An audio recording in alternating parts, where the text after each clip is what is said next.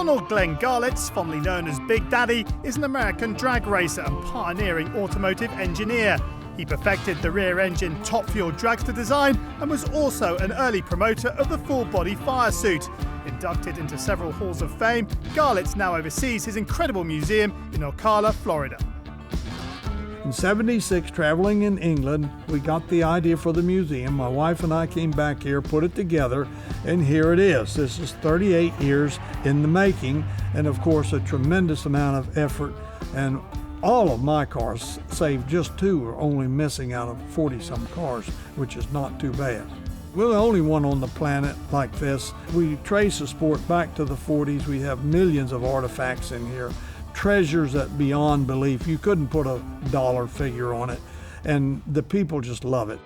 Accidents often lead to innovation, and this was the case for Garlits and drag racing after a serious injury back in 1970.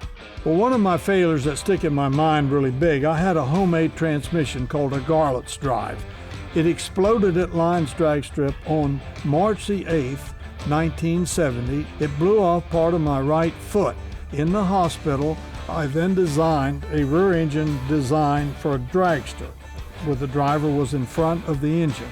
This car was a long time getting it perfected, but 3 months into the program, I did get it to go straight, and of course, it changed the sport completely. So what we're going to do now, we're going to come out of here, we're going to go in the small door on the big trailer and let you all just kind of walk through. Throughout the museum, fans can catch a glimpse of an amazing racing career.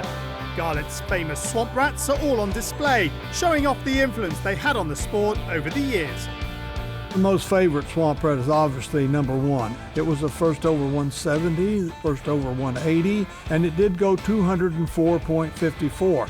Another favorite one is 22. That's the car that was the first over 250. The record stood for a full 7 years, 250.69. They just didn't know how I did that. And I never sold the car, so it never got out into the hands of the public where anybody else could figure it out. There's been 37 actual named swamp rats, but there was more than that because there was 3 3s, 5 2s, 2 5s, 2 6s, and so on. This was all the secret stuff that caused me to go fast. And for 1 full year, nobody knew what I was doing. The 83-year-old is still trying to break records in an all-electric dragster, but most days you'll find him sharing his memories and passion for a sport that made him the Big Daddy.